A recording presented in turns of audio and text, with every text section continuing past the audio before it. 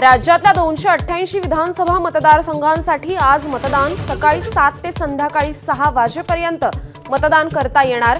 काही नक्षलग्रस्त भागात दुपारी 3 पर्यंतच मतदान।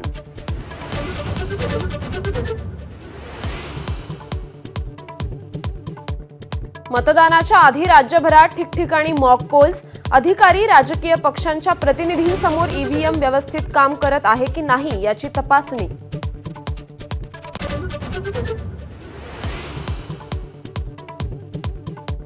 पालिकेचे 60,000 तर पोलीस आणि सरकारी यंत्रणेचे 40,000हून जास्त कर्मचारी निवडणूक ड्युटीवर। तर आज राज्यभरातील आठवडी बाजार बंद राहणार।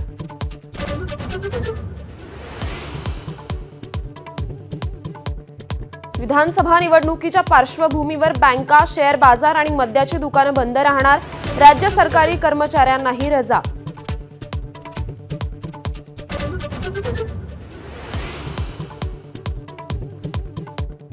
नांदेड लोकसभा पोटनिवडणुकीसाठी आज मतदान। काँग्रेसचे रवींद्र चव्हाण आणि भाजपचे डॉक्टर संतुकराव हंबर्डे यांच्यात लढत। महाराष्ट्र आणि झारखंडसह 4 राज्यातील 15 जागांवरही आज मतदान।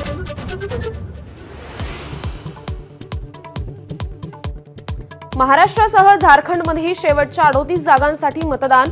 सकाळी 7 ते सायंकाळी 5 पर्यंत मतदान पार पडणार।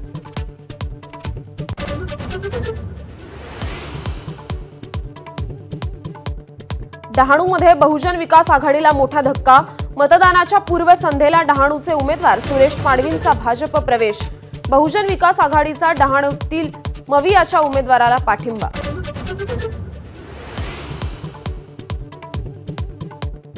मतदानाच्या आदल्या दिवशी शेकापचं फेक पत्र व्हायरल। उरण आणि पेण मतदारसंघात शेकापचा भाजपला पाठिंबा असल्याचा पत्रात उल्लेख।